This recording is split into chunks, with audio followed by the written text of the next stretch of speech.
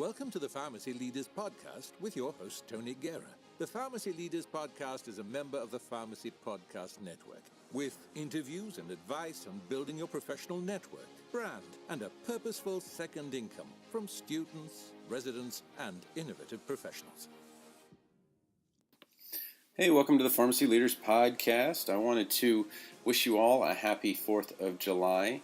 I'm recording this the day before, so I'll probably release it as soon as I'm done recording it. I just wanted to talk a little bit more about this new book and kind of some of the old books, because I think I'm up to 7 books in English, and then there's one translation of one of the books. And I wanted to go through them and kind of tell you where it is that each of these books fit in. But what I do want to give you during this episode is I have 24 more US audiobook free codes, and then 25 UK audiobook free codes. And the limitation with the UK codes is that you probably can only use them on your desktop. So I know many of you like to commute with these types of books and things like that. So that may or may not work for your situation. But others of you, it's going to be kind of background, so that maybe you're doing something else and you can listen to the book. A lot of times when I'm organizing my office, I tend to put on an audiobook and listen to the book while I'm doing something that's kind of mindless. And then when I'm in traffic, I like to put it in there. So, but let's get started and kind of talk about the reason I would spend a year putting something like this together. I found that, the Memorizing Pharmacology book, it's a bestseller. It talks a lot about the suffixes and prefixes and how you link 200 drugs together so that you don't lose it after you learn a little bit and then you lose it for the next one. So the analogy I like to make is the spinning plates, if you've seen that in the circus. Somebody starts a spinning plate and then another spinning plate and then another spinning plate. But eventually the first one's going to fall, the second one's going to fall, and the third one's going to fall if you don't actively work at it. And if you think of pharmacy school, it's really thousands of spinning plates that you've got to put together. The book is meant to be kind of a person sitting there just spinning the plate for you, so you don't have to go back. Or maybe you just have to help a little bit, but the work to remember what I've put in these mnemonics is certainly much less than it was. But I want to make clear, if you've never had pharmacology before, or if you've never done the top 200 before, Memorizing Pharmacology, A Relaxed Approach, that's the book you want to start with. Then, if you need to learn more than just 200, you can go to Goodnight Pharm, the audiobook that has the expansion to 350 medications. If people tell you, or you hear it a lot, that maybe you're having trouble pronouncing many of the drug names, this is a very polite society. So it's very much like where somebody won't tell you your house smells, but they'll walk in and kind of brave it until it's not bad. But if you've got pets or you've got smoke and things like that to somebody who's not been in there before, then they're going to have a tough time staying in there. But eventually the nose kind of adapts to it. And the same thing is true for pronouncing medication names. People aren't going to tell you that you're putting an extra vowel in mycin, because it's not gentamicin, it's gentamicin, or vancomycin. There's only 2 syllables there.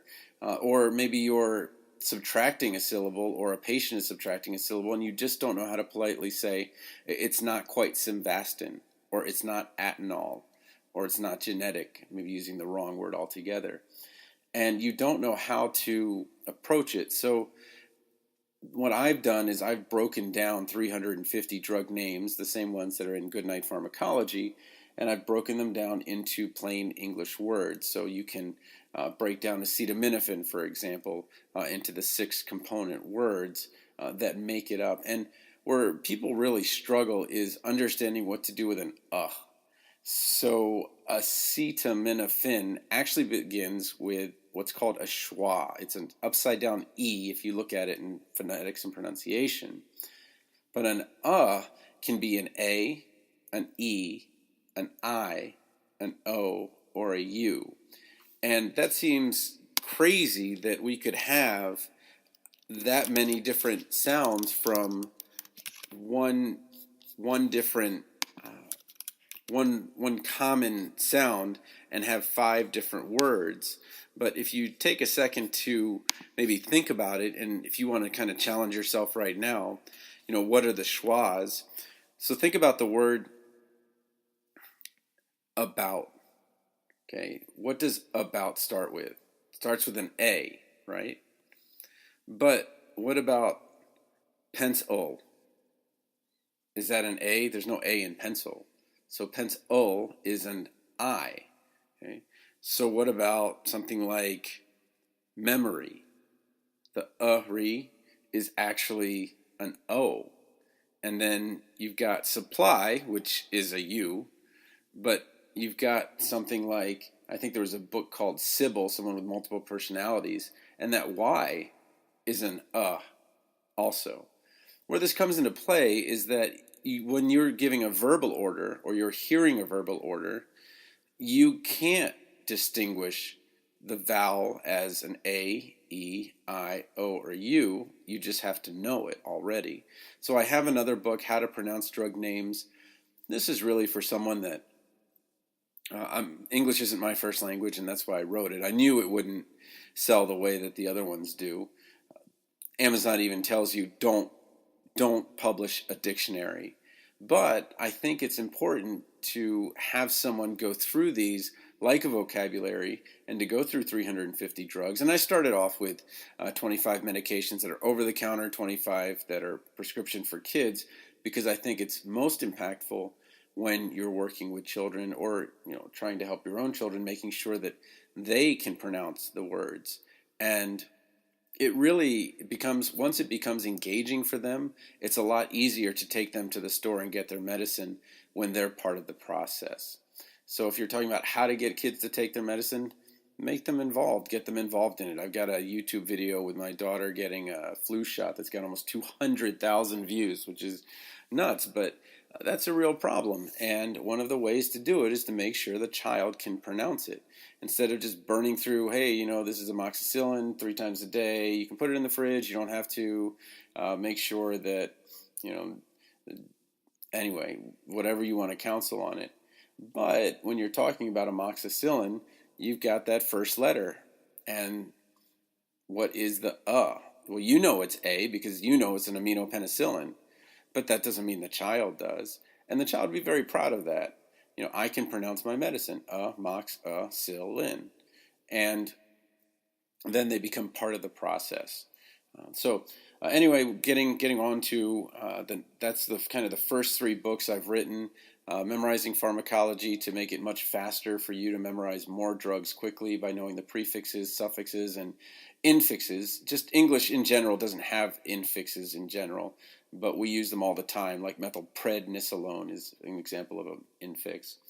And then Goodnight Pharm, that extension to 350 drugs, and the final one, How to Pronounce Drug Names, really going all the way back to make sure that you are articulate whether you're interviewing for pharmacy school, whether you're a practitioner who keeps hearing whispers that such and such can't pronounce something or other. It's a way to gently introduce it, and Audible always gives you your first book free. Now to get to the publication I have now, it came about because I saw over and over again that there were mnemonics, but these mnemonics didn't make sense. They would combine brand and generic names, or they were just factually wrong.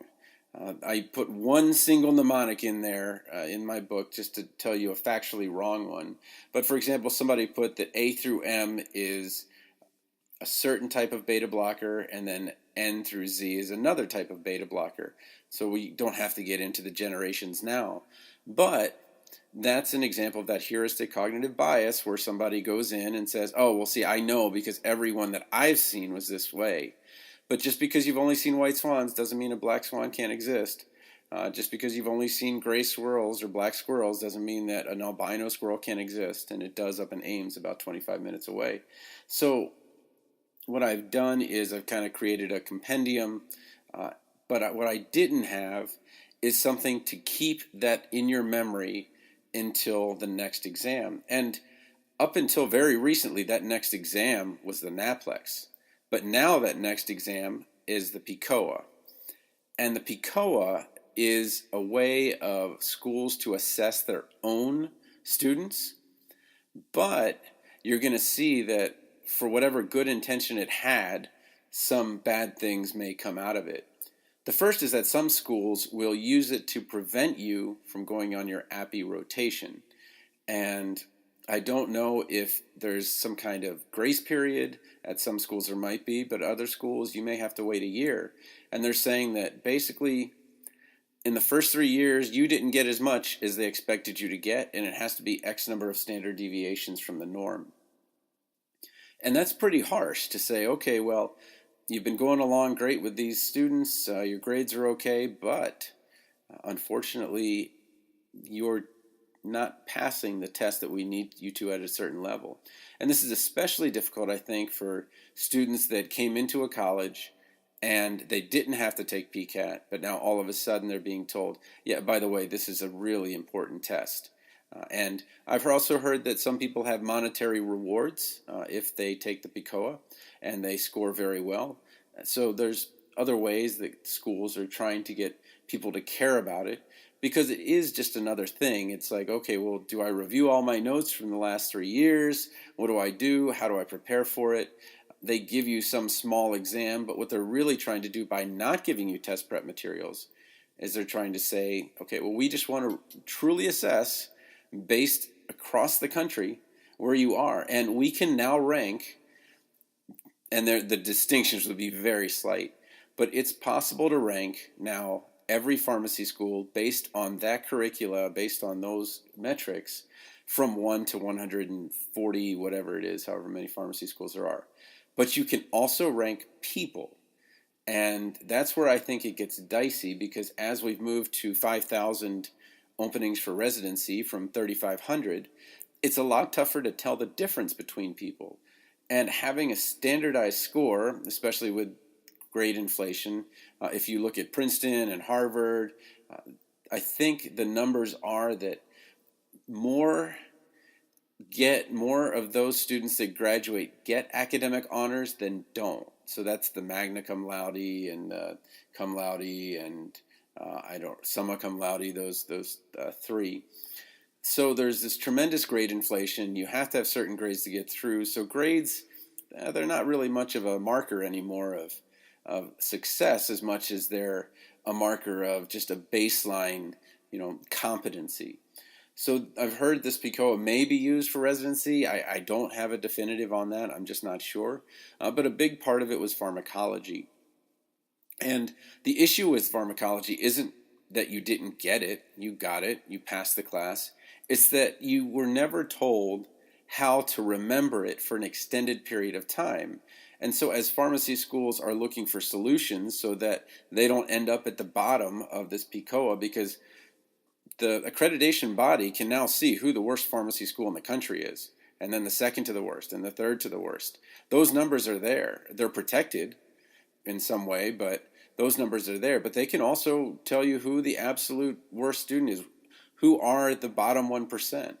And it's, there's 7,500 students out there right now, half of them that are in the bottom 50%. And that's a really strange thing to say, I think. To get into pharmacy school, you needed X grades and then Y PCAT score if they had the PCAT. But now all of a sudden, you have this new metric that can put fully half of all pharmacy students in the bottom 50%. And no time in their lives have many of those students ever been in the bottom 50%. So it's a very unusual thing to see. I understand it to some extent, that just like schools just want another metric, residencies want another metric, and certainly before they hire you on to maybe get a predictor of the NAPLEX, but I don't know that I've seen any, I don't know that I've seen that this is a predictor of NAPLEX success, because in the art literature, they don't say the PICOA is a predictor of NAPLEX success, because the PICOA and NAPLEX are different topics in many, to a certain extent. So it's not really the same thing. It would have been nice if they matched up, but that's not what they were doing. So anyway, getting all back to the book, and so I wanted to be very intentional about how to keep something in. And a mnemonic is not meant for you to learn something. I'm going to say this twice. A mnemonic is not meant to help you learn something.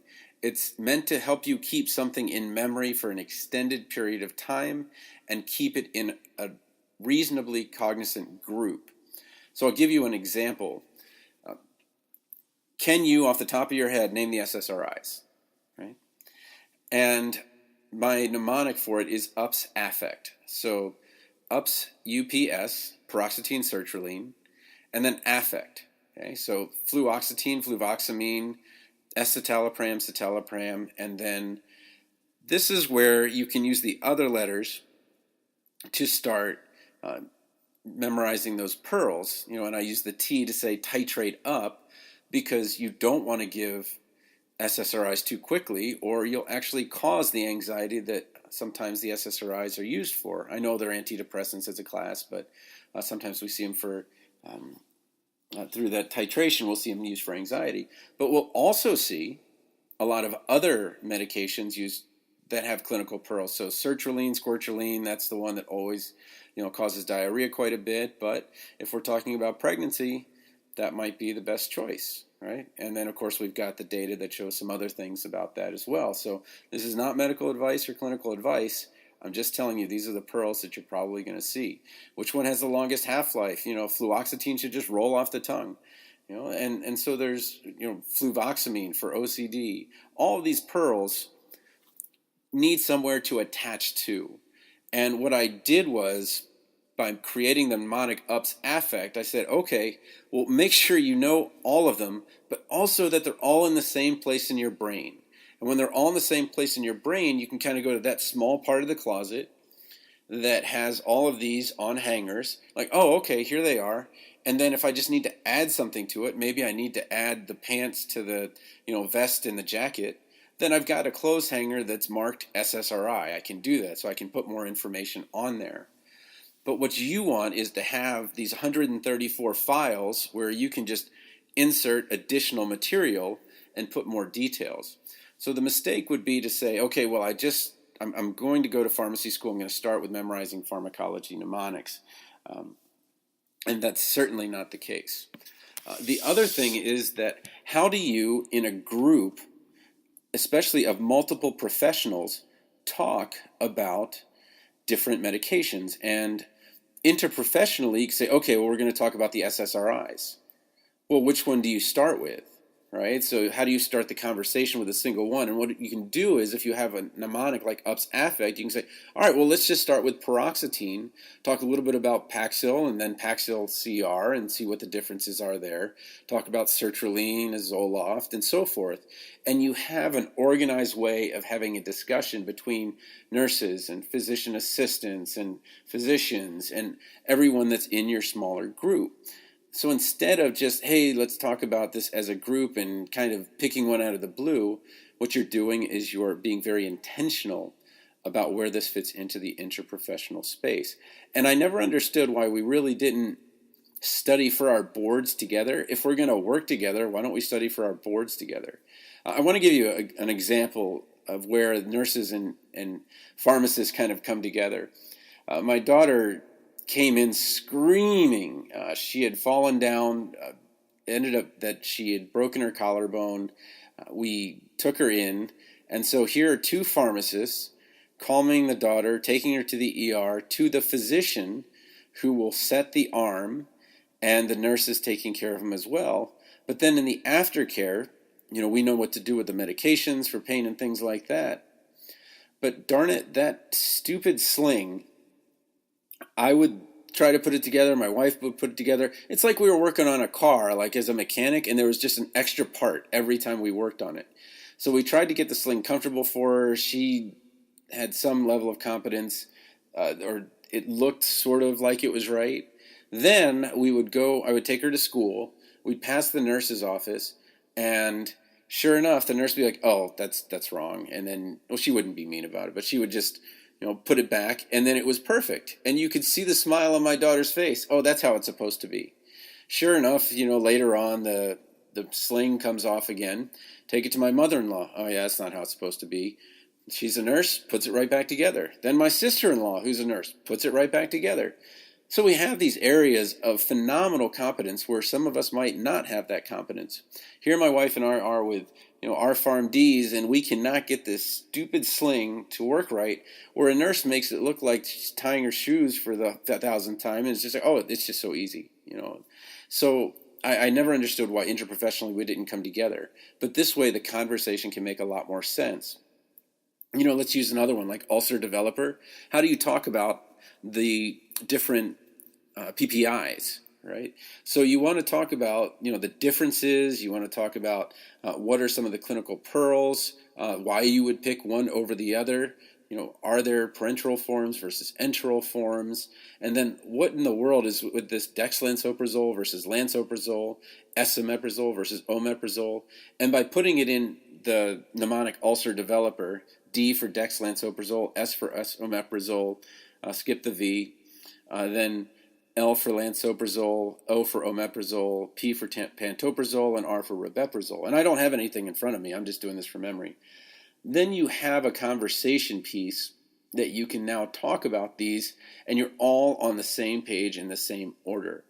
So I think that because mnemonics have been publicized as the shortcut to getting this quick quiz or something like that done, what mnemonics are is they're the shortcut to remembering something so you can build on it, but it's also the shortcut to getting right to the answer, because you can't go back on the Naplex. You can go back on the PICOA, but it's inefficient. But you can't go back on the Naplex. That means that you need, if it's PPI is front and center on the Naplex, you need to be able to go, okay, I need to know the 6 proton pump inhibitors, and that prazole ending isn't going to save you every time, because you've got aripiprazole and you've got brexpiprazole that also have the prazole ending, and it's really piprazole at both of them, and those are antipsychotics. So you can't exactly rely on that, but you can rely on this mnemonic to get you to those 6, and then you think about the clinical pearls that you've attached to them, and now you have a very, very quick, lightning fast, I got to where it needs to be in my brain, and then I'm back. Okay. So going on and talking about how you would use this, I am busy. My daughters are going to be turning 7. I have 3 7-year-olds that I'm going to have in a week. Their birthday's coming up in a couple weeks, and I just find that running, the car, those are 2 places that I love to get additional information. And it is expensive to make an audiobook, and it is incredibly long and difficult to make an audiobook when you are translating nonfiction dictionary type information into enough of a narrative that it's not like, oh my gosh, this is just going on and on. So it's not a lecture. It's a quick hit, just like a flashcard. Here's what you're trying to memorize. Here are some details about it. Here's how you can add to it. Let's go on to the next one. And I didn't actually even count the drugs, but I know there's well over 450 drugs that you would have then in your memory, and it doesn't even include really, talking about the stems and so forth. So maybe I'll put up a video that shows how many drugs I can do from memory, and it might just be a fun exercise. All right, well, on to the audiobook codes. I think we'll just do this just like we did the Facebook challenge for the APHA meeting. I'll do that again this year coming up for Seattle. I'll have those free travel stipends.